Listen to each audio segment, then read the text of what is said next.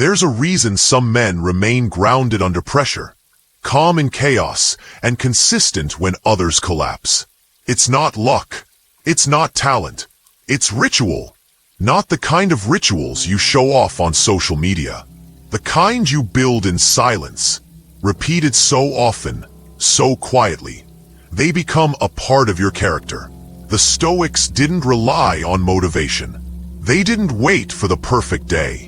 They trained themselves daily, through routines that hardened their will, sharpened their thinking, and protected their peace. These weren't just habits. These were hidden Stoic rituals, forged in ancient Rome but still powerful today. And if you can learn them, apply them, and make them yours, something remarkable happens. You stop needing to force discipline. You become disciplined, effortlessly, automatically. Before we dive in, take a second to support this kind of deeper content. Hit the like button, subscribe if you haven't already, and tap the bell icon so you don't miss out on more powerful lessons from Stoic philosophy. It takes less than a second, and it helps bring more focus-driven content into your feed, instead of the noise. Now, let's reveal what the ancient Stoics did behind closed doors to become mentally unshakable. Ritual 1. Morning silence to conquer the day before it starts.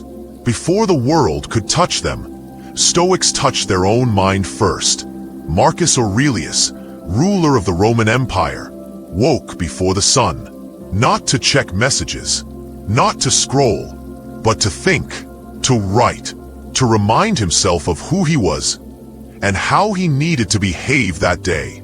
This wasn't an aesthetic morning routine. This was psychological warfare, he wrote to himself. Today you will meet with ungrateful, violent, treacherous, envious, and unsociable men. Why? To preload his mind with clarity. He was preparing his shield before the battle began. You see, most people lose their day before it even starts. They wake up reactive. Their mind is already hijacked by news, notifications, distractions. But the Stoic wakes up and enters silence. Not forever, just 10 minutes. 10 minutes of solitude, of stillness, of remembering. What am I responsible for? What matters today? What doesn't? Try this. Wake up, sit in silence. No phone, no noise, just a notebook or your own thoughts. Write down what you expect to face. Visualize setbacks. Not to be negative, but to be ready. This is how you take back your power before the world tries to take it from you. Ritual 2. Voluntary discomfort to train the will. The modern world worships comfort.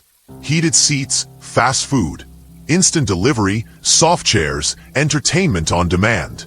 Every discomfort has been engineered out of your life. And that's the problem. Comfort feels good, but it kills strength. The Stoics understood this long before we did. Seneca, one of the wealthiest men in Rome, would sleep on the floor. He wore rough clothes. He ate bland food, not because he had to, but because he chose to. Why? To train the will, to remind himself, I do not depend on comfort.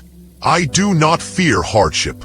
I can endure anything and still remain who I am. He once wrote, set aside a certain number of days, during which you shall be content with the scantiest and cheapest fare, and ask yourself, is this the condition I feared?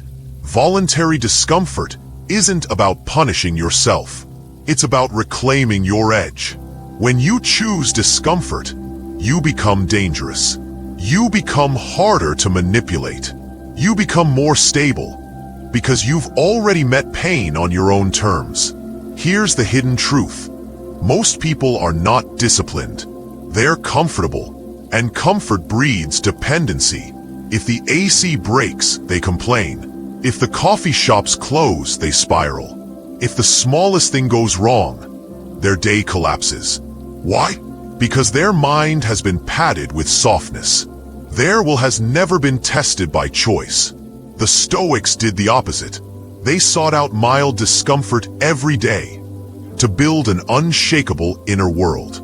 You don't need to move into a cave or become a monk.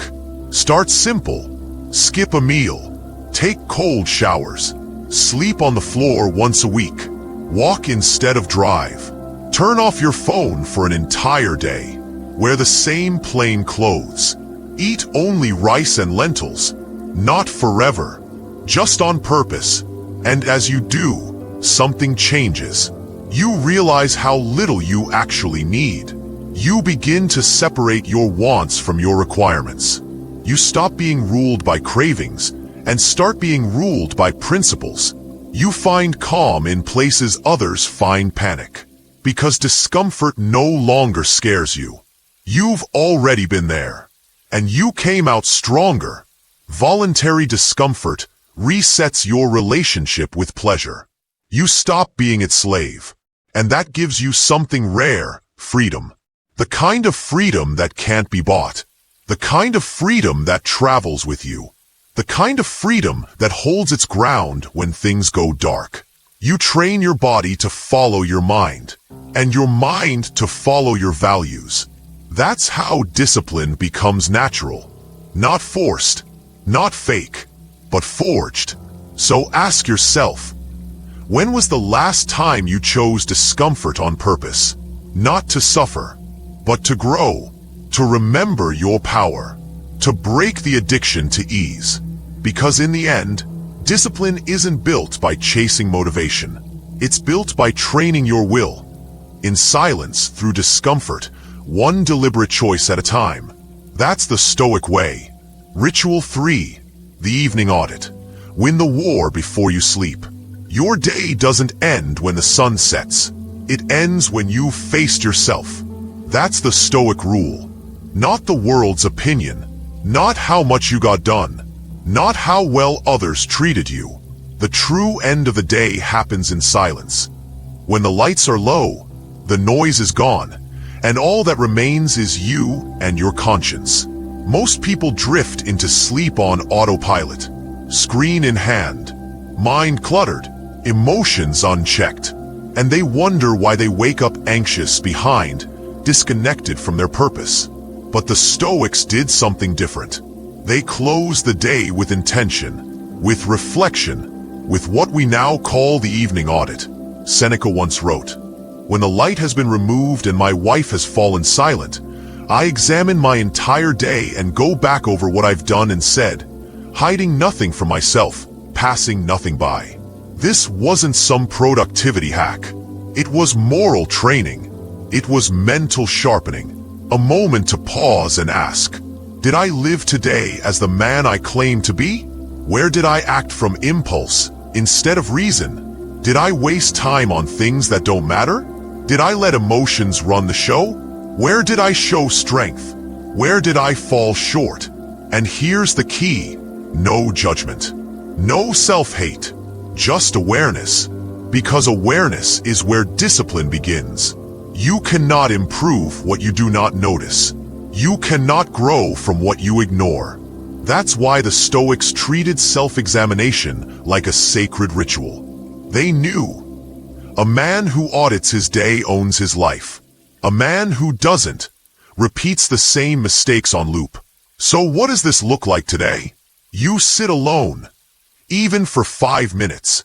No phone, no distraction, just you and a journal, or silence.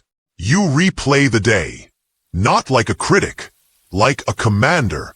What battles did you win? What skirmishes did you lose? Where did you speak out of ego? Where did you remain calm? Where did you betray your own standards? Not the world's, yours.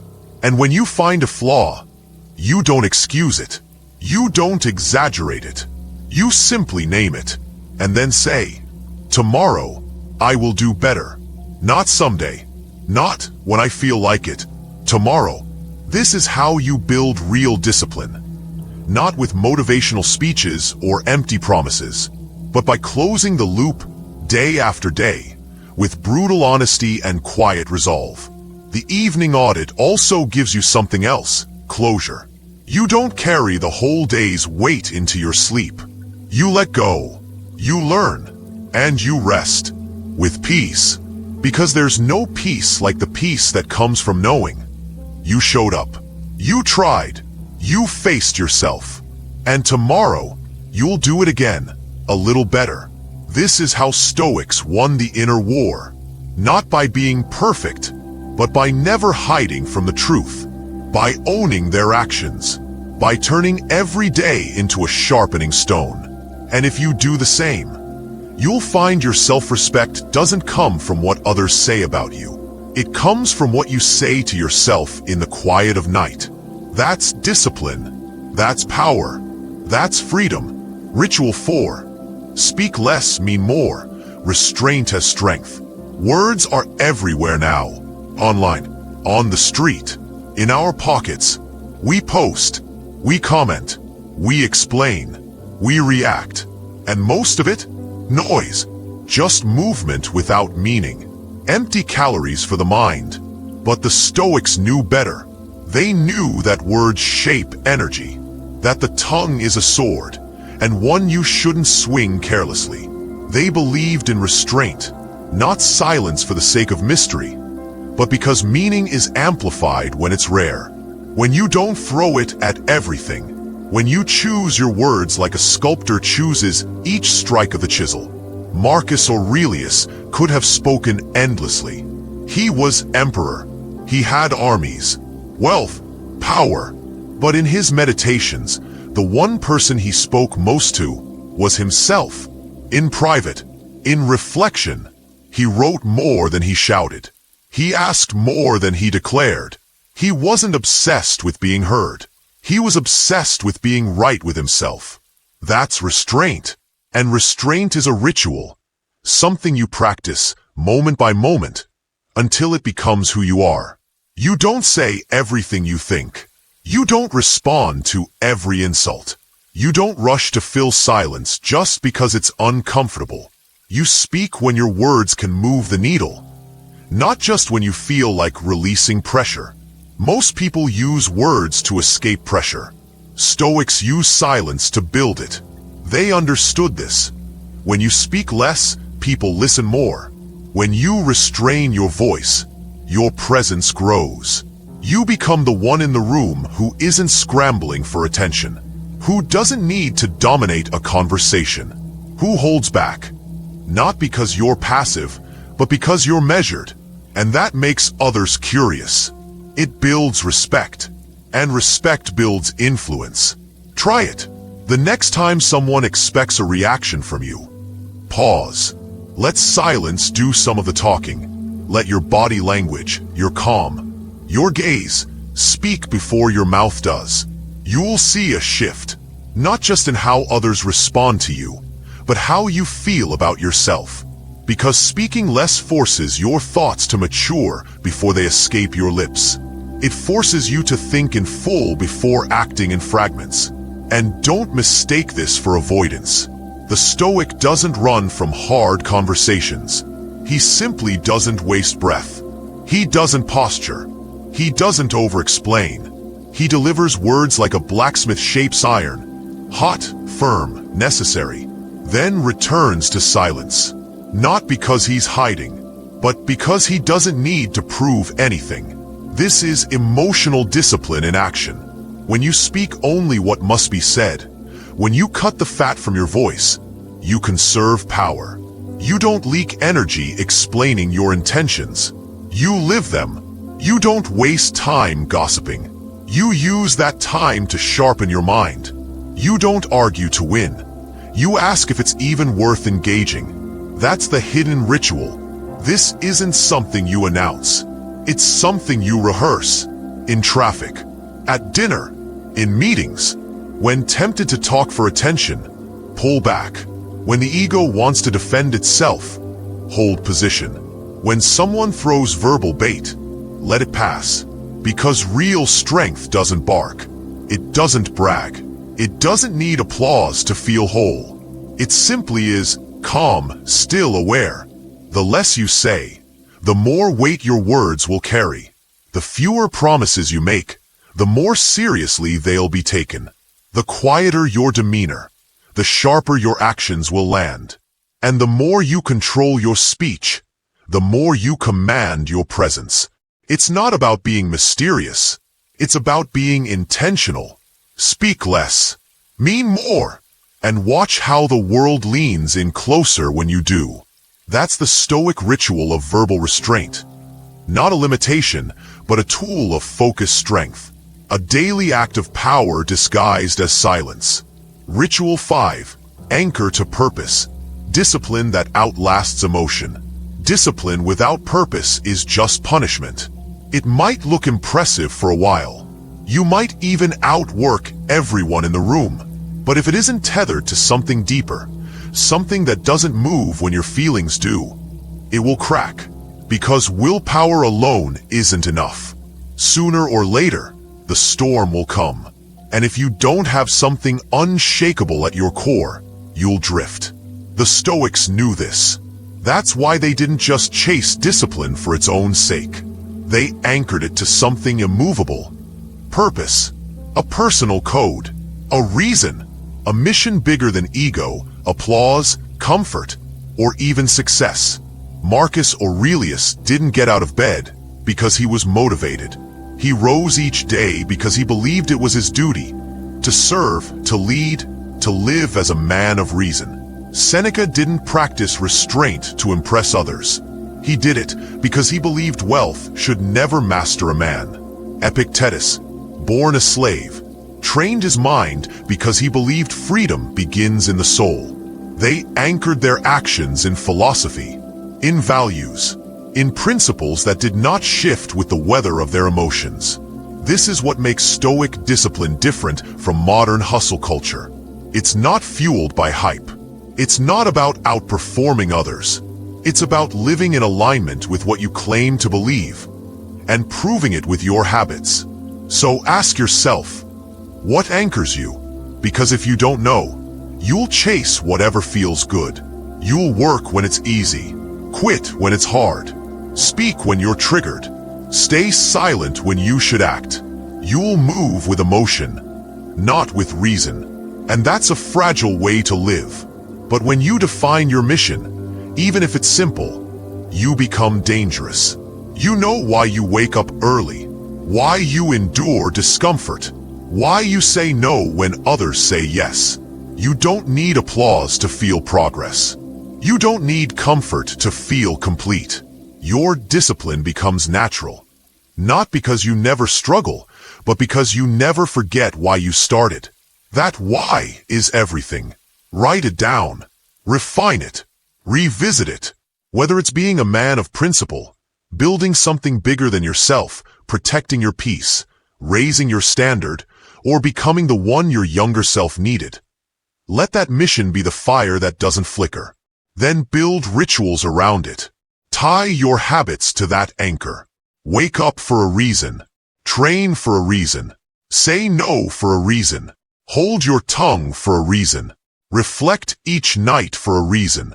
Because when your actions are linked to something greater, you no longer need to force discipline. You become disciplined. Because anything less would be a betrayal of your purpose. And here's the hidden part. Your purpose doesn't need to be loud. You don't have to announce it. You just need to live it. Consistently. Quietly. Ruthlessly. That's what makes Stoics stand out, without trying to. Their strength comes from knowing what they serve. And their daily discipline is just a reflection of that service. It's not a performance. It's not a phase. It's who they are. And if you want to become unshakable, not just for a season, but for life, then don't just copy Stoic habits. Adopt their clarity. Know what you're building, why it matters, and who you must become to live it out fully. That's your anchor. That's your foundation.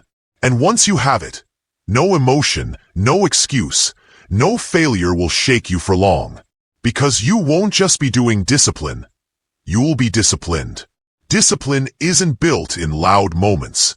It's built in private rituals, repeated in silence, long before anyone notices. The Stoics didn't need external praise.